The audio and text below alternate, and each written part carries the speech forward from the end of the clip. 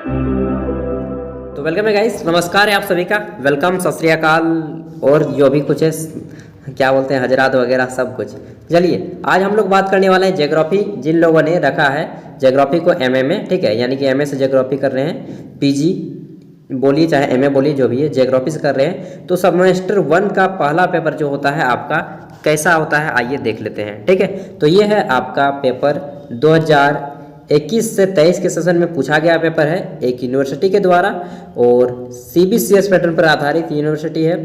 तो full marks आपके हो जाते हैं 100 में से 70 इस नंबर इस पेपर में पूछे जाएंगे। एंड 30 नंबर जो है आपको आपका कॉलेज देता है, आपका अटेंडेंस देखा जाता है, मास्टर के साथ रिलेशनशिप देखा जाता है कि कैसा बनता है आपके मास्टर के साथ, फटरी खाती है या नहीं।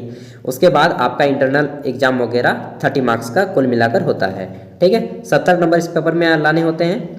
70 में आपको जितना ला पाइएगा 70 मार्क्स का होता है। एंड समय आपको 3 घंटे दिए जाते हैं। अब आइए देखते हैं कि क्वेश्चन किस टाइप से पूछे जाते हैं इस पेपर में, तो देख लेते हैं। देखिए ये जो पेपर है आपका, इसका आंसर या तो आप लोग हिंदी या फिर इंग्लिश किसी एक भाषा में कर सकते हैं इस पेपर का। इस पेपर में बोला जा रहा है कि answer any 5 question in which and question 1 is compulsory, यानी कि किन्हीं 5 प्रश्नों के आंसर करने हैं जिसमें से प्रश्न संख्या 1 आपका जो है अनिवार्य है, यानी कि कंपलसरी है। ठीक है, एंड प्रत्येक क्वेश्चन आपका जो है 14 मार्क्स का है, यानी कि 14 अंक वाले 5 प्रश्न बनाएंगे तो 14 25 70 नंबर हो जाएगा आपका। देखिए पहला जो है आपका क्वेश्चन है कि निम्नलिखित लघु प्रश्नों का उत्तर दें। लघु उत्तर ये होना चाहिए यहाँ पे। Answer the following short question. ठीक है, ये छोटे छोटे क्वेश्चन है तो इसका आंसर करना है आपको 4 से 5 लाइन, उससे ज़्यादा वो लाइन नहीं लिखिएगा।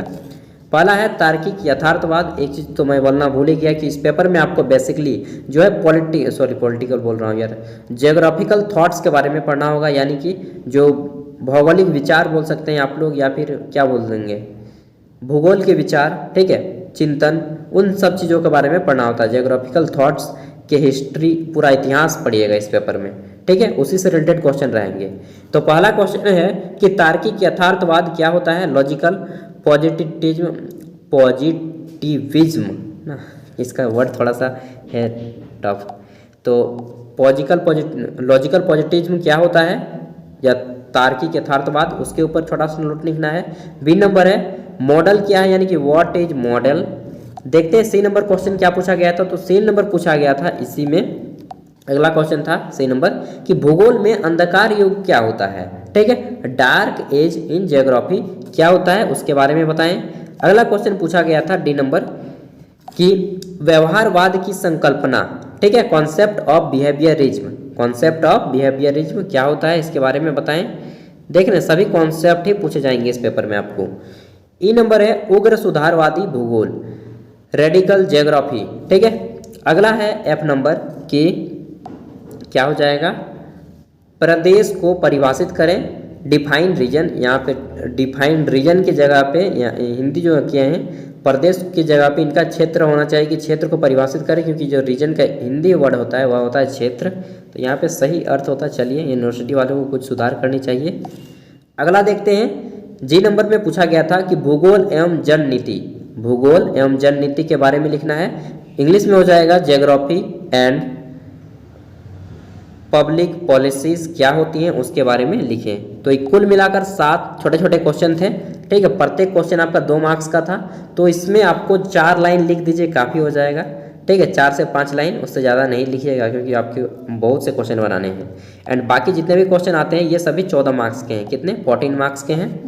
एंड इसका आंसर आपको हो सके तो लगभग 300 से 400 शब्दों के बीच में करें। कितने? 300 से 400 वर्ड्स के बीच में करें, तब आपका जो है आंसर एक आइडियल, एक अच्छा आंसर माना जाएगा एक पोस्ट ग्रेजुएट कैंडिडेट के मुताबिक अगर देखा जाए तो। ठीक है, तो देखिए इसमें पहला क्वेश्चन जो पूछा गया है आपका 14 अंक का, एंड इसका आंसर आपको अच्छा खासा वर्ड्स में देना है। पहला है विज्ञान के वर्गीकरण में भूगोल के स्थान की विवेचना करें, यानी कि discuss the place of geography in the classification of science. ठीक है, ये था आपका पहला क्वेश्चन, या फिर दूसरा बोल सकते हैं, मतलब लॉन्ग आंसर टाइप में पहला एंड सीक्वेंस वाइज में दूसरा।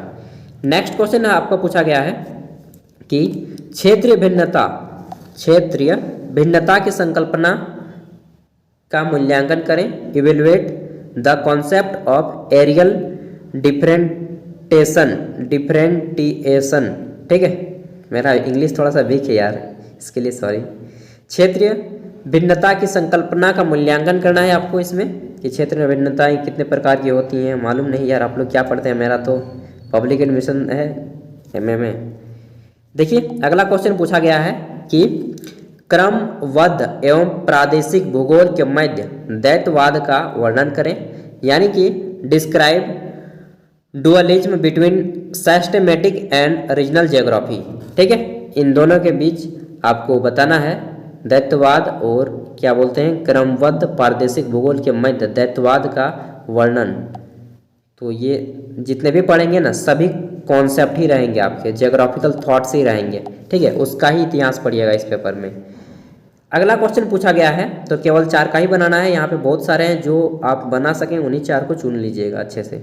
भूगोल में मात्रात्मक क्रांति पर निबंध लिखें, यानी कि right an essay on quantitative revolution in geography.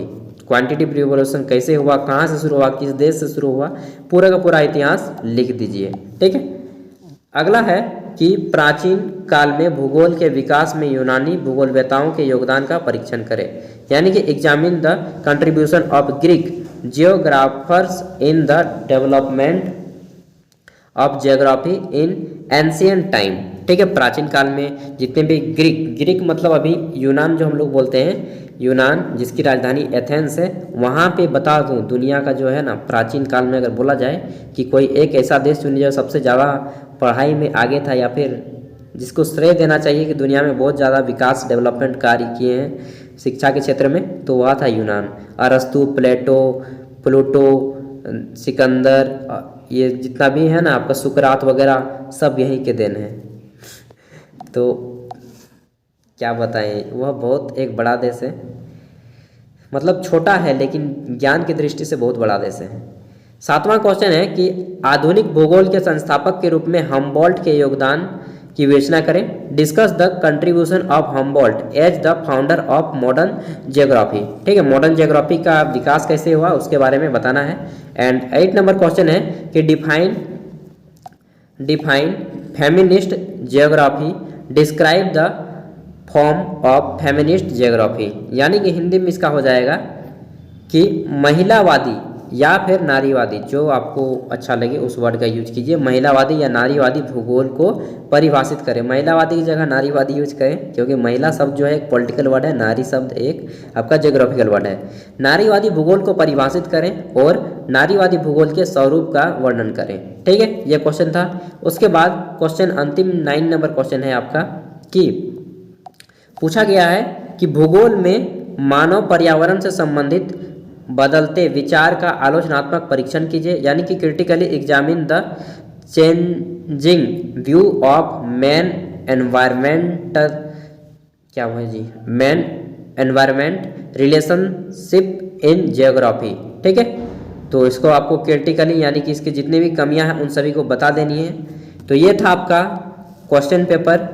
I hope कि अब आपको मालूम पड़ गया होगा कि आपके एग्ज़ाम में जो सब्जेक्ट है आपको ध्यान रखना है, आपका सब्जेक्ट अगर आपका सब्जेक्ट है कि क्या बोलते हैं ज्योग्राफिकल थॉट्स ऑफ हिस्ट्री, यानी कि जितने भी विचार हैं उन सभी के बारे में पढ़ना है, तो डेफिनेटली क्वेश्चन आपके इसी टाइप के आएंगे, चाहे आप भारत के किसी भी विश्वविद्यालय में पढ़ाई करते हो, 28 राज्य और 8 केंद्र शासित प्रदेश है ना, उसमें से कहीं भी पढ़ाई कर रहे हो, डेफिनेटली क्वेश्चन इसी टाइप से पूछे जाएंगे।